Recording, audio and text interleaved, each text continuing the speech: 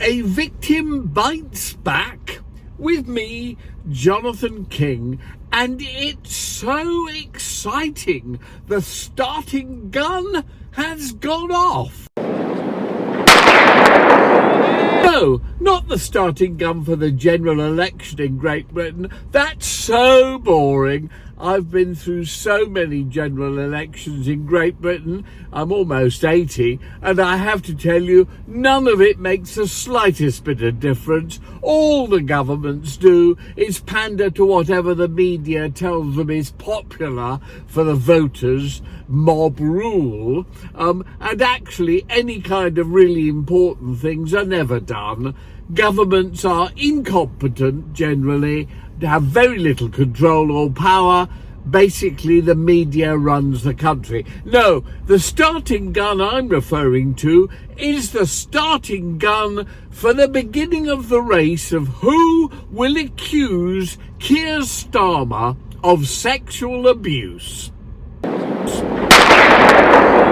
Either historical sexual abuse or more recent sexual abuse, one way or the other, people are bound to come forwards. They will go to the police within the next few days and they will accuse Keir Starmer of either in Reigate or Oxford or somewhere else, when perhaps they were 15, boy or girl, and Keir Starmer was 16 or 17 or 18 or 19, of some kind of sexual abuse. Remember, these days, stealing a kiss is considered rape. It's more important, really, if they were under the age of 16 at the time when the abuse happened. But it may well be they were over the age of 16, but it was without their consent. Perhaps at the time they may have thought they agreed to it, but looking back, they're well aware that they were forced into it, either by physical violence or by persuasion, shall we say, and that basically they did not consent. Persuasion is the sort of thing that somebody who, perhaps a lawyer, a barrister, a KC or a QC, uses basically to convince people that something should be happening. Anyway, I'm quite sure people will start coming through. The first person that will come through, I have to say, we have great sympathy. We know that you've probably been bottling it up for years. You haven't mentioned it until now because it's had such a traumatic effect on you and on your life. This is the way these things happen. We do understand that. However, there are two great pluses. Number one is I can guarantee after you come forwards to the police and the story breaks in the media, there will be dozens, if not hundreds of others who will come out of the woodwork too. And two is the fact that you'll make an enormous amount of money out of it, which hopefully, I know it won't pay for the aggravation and the pain and the terrible effect it's had on you over the years, but it will go some part of the way to make life a little bit better for you if you receive thousands, possibly tens of thousands, even hundreds of thousands of pounds for your media interviews, compensation, and all the various other things you can get. Now, remember, the reason I'm saying this is because it was Keir Starmer who, as Director of Public Prosecutions, brought in the instructions to the police that you will be believed. And that is the way things have gone since then, and actually before then, that people who make these allegations must be believed by the police, who must then investigate the allegations primarily from the point of view that the victim is telling the truth, 100% the truth, and that such events did happen and must be prosecuted. Now, I'm mentioning this race to be first to accuse Keir Starmer of some kind of sexual abuse, be it in the past or in the recent present, but I do so strongly saying, do not do that if you are a false accuser. there's been an enormous amount of increase to the amount of people who make false allegations, knowing full well that there's a huge amount of money to be made out of this these days, and they're very rarely prosecuted. Carl Beach, who made allegations against Ted Heath, who was dead, is one of the few who did get prosecuted. Gemma Beale, the woman who claimed various men had raped her, did eventually get prosecuted, but they're very few and far between. Most prosecutions don't happen, mainly because the police assist the false accusers along the way, because they've been told to by the Director of Public Prosecutions, Keir Starmer, years ago, you will be believed. So the police obey the instructions given to them. But either way, we do not want any false accusers to come forward, just people who genuinely were abused and were taken advantage of by Keir Starmer. They must come forwards now. We can't have an abuser, a vile pervert, as Prime Minister of this country. Now, it has worked time and again. The head of the DUP in Northern Ireland has got done recently.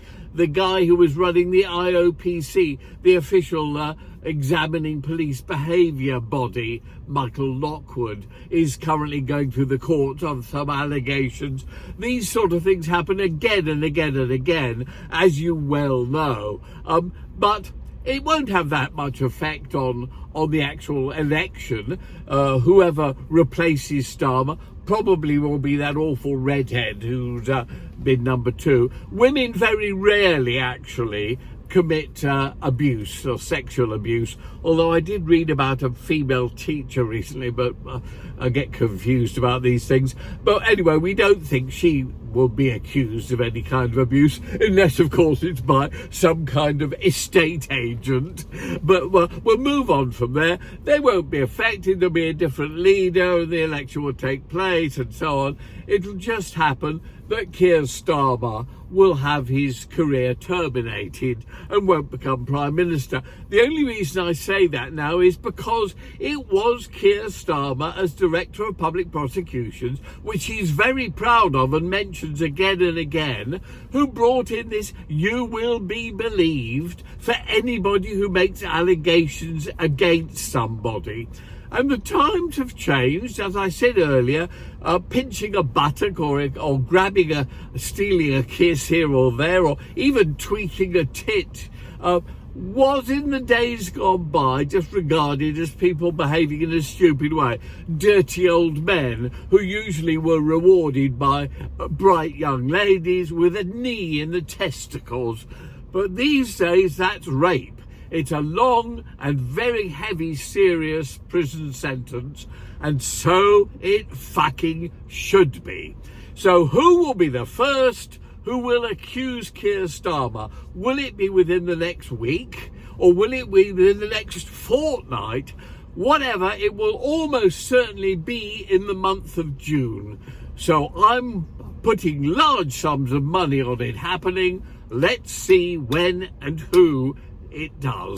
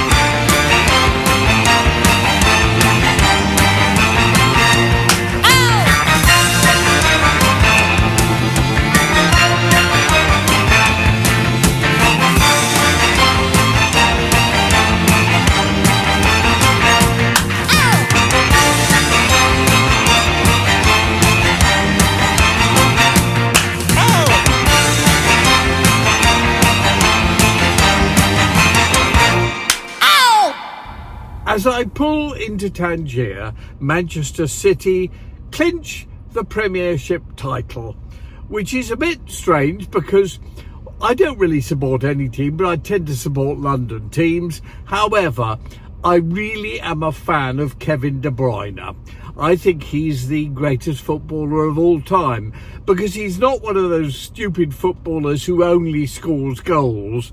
I mean, anybody can score goals if they've got a good kick and the strong legs. They score goals. So you get the Haalands and the Ronaldos and the Pelés and all the others who are brilliant at scoring goals.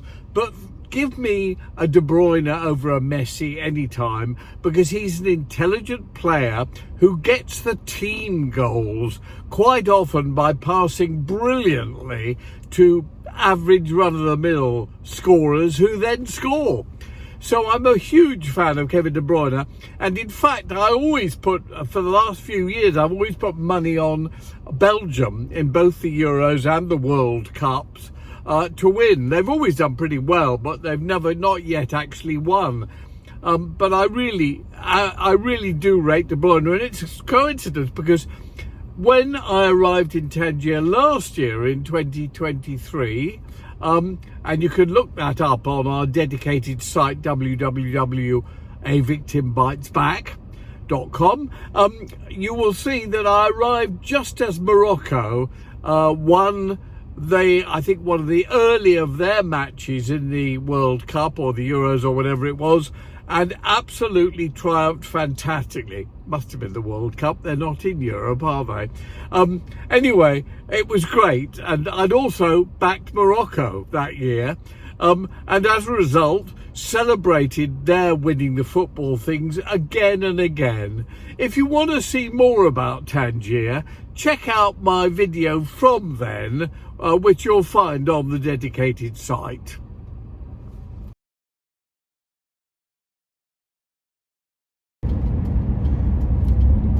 Recent pieces on Kevin Spacey, Lucy Letby and other things have caused a bit of controversy with people.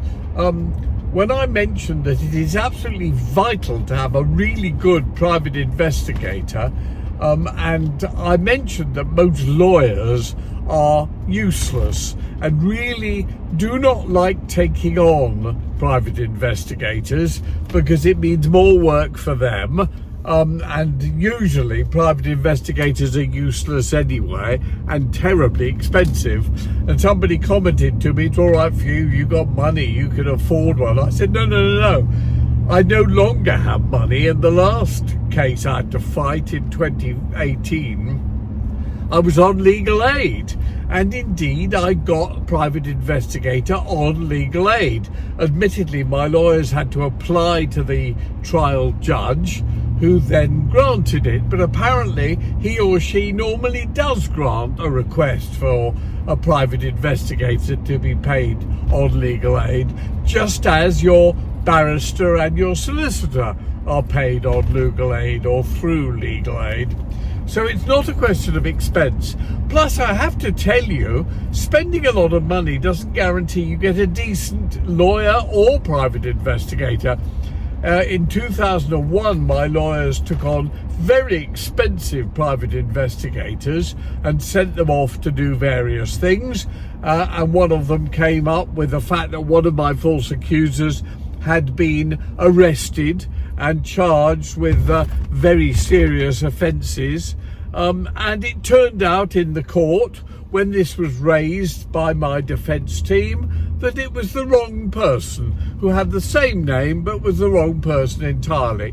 Now that really damaged my defence case. You could see the jurors thinking, oh my God, when they're making these things up. On the other hand, my brilliant private investigators taken on by my lawyers on legal aid in 2018 were sensational.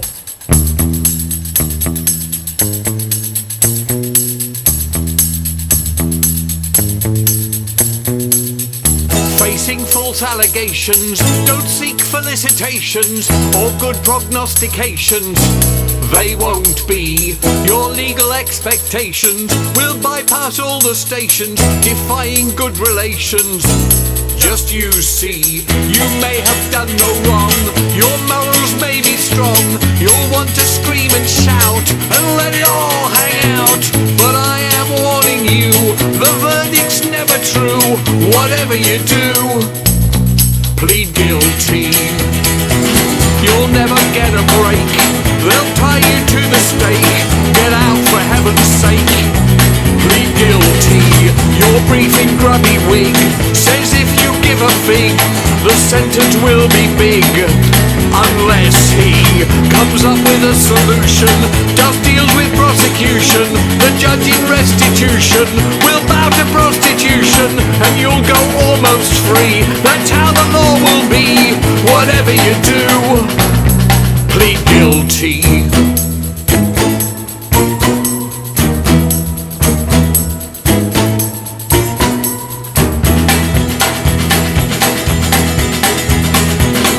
Jury doesn't care, they wish they wasn't there, they only hope you'll dare.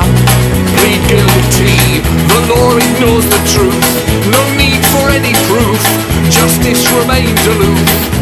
Plead guilty, when you're in jail for years, don't bother shedding tears, never trust men in gowns who are there to put you down. They only want to screw you for just being you. Don't whatever you do, plead guilty. Don't whatever you do, plead guilty. I've had several people say to me over the Lucy Letby New Yorker article, oh, it's all bullshit, there's no evidence, there's no proof there. I'm sorry, that's wrong. About 80% of it has hard evidence and solid proof. As for the 20% that is not solid proof, but basically came through leaks of information, that 20% would indeed have to be further firmed up by lawyers and private investigators during the trial. But it's only about 20%. The other 80% was all there and all found by this very good investigative journalist. Now, there is just no way that a journalist or an entertainment writer, Mr. Bates versus the Post Office, should be better at investigating serious allegations and charges of a criminal nature than lawyers and investigators. It is a disgrace what's going on at the moment in the British and global legal system. That's why eventually things like the Bill Cosby thing gets proven to have been a complete disaster. That's why Harvey Weinstein gets sent to prison for years and years and years for crimes that actually he should have only been sent to prison for a fairly short time. It is very, very difficult to actually find evidence that people are liars or fantasists or even criminals when they make claims, but good investigators and good lawyers can do so. As we now know, so can very good investigative journalists. One of the many things I love about Tangier is that it is on two seas or two oceans.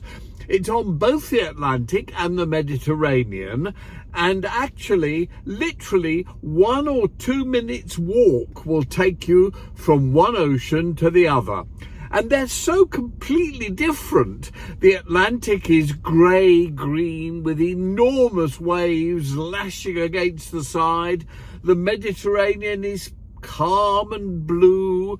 The flora and fauna in each place smell different, look different. On the Mediterranean side, you immediately see the same kind of shrubs and trees and insects and animals that you see all the way through the south of France and down the Italian Riviera. And yet on the Atlantic side, it's a hardier, much more different kind of growth in the vegetation and in the creatures that live there. I love Tangier. It used to be, of course, an international city, and one of the favourite places of mine is visiting the Paul Bowles Museum, which is in the legation for the United States. Now, Morocco was one of the very first countries who recognised the United States when it split from the UK and gave it a plot of land and a building for its very first embassy. So the baby United States first embassy was here in Tangier, and to this day they still own it because it's been theirs forever. And it's well worth a visit to what is now the legation of the United States. One of many things to be seen here in Tangier. Another fantastic city in Morocco, and it's being built up very tastefully. There are some really good new luxury hotels here, fantastic swimming pools. It is mainly an in-season place, so June, July, August is the time where Tangier is packed with tourists, all of whom come up from Africa, just like all the French and Europeans go down to the Riviera in France in August. You'll notice the same happens upwards from Africa into Tangier. Indeed, once, when the Sultan of somewhere got fed up with France because they wouldn't stop female police officers policing the beaches near the house that he'd rented in the south of France, he left early and came instead to Tangier. And funnily enough, by coincidence, I was going exactly the same places and had my rolls with me in both the south of France and in Tangier. And the security officers for the emperor, or whatever he was, were highly amused because he was very jealous about my car, even though, of course, he had the most fantastic cars himself. Still was amazed at mine, and in many ways I accused him of being my stalker, following me from the south of France to Tangier. Anyway, Tangier, thoroughly recommended.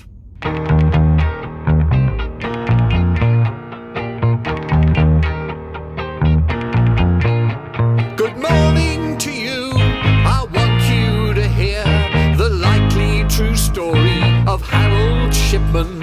You'll wake in the night, you'll be shaking with fright, but for God's sakes don't fall for a media demon. Some people will sigh when they're waiting to die. Won't you please speed it up as I'm starting to cry? There's one thing he ain't, and that's saviour or saint, but a pleading complaint didn't pass him by.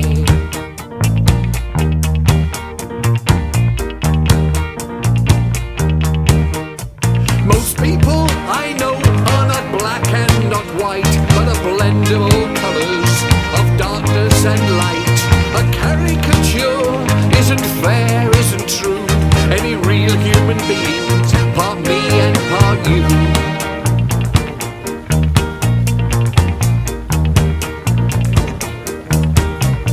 Police will inflate, and the law says it's fine to accommodate tabloids with a solid headline.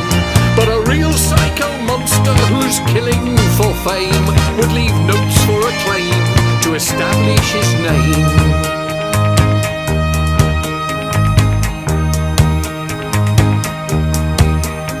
Good morning to you. I want you to hear the likely true story of Harold Shipman. You'll wake in the night, you'll be shaking with fright, but for God's sakes don't fall for a media demon.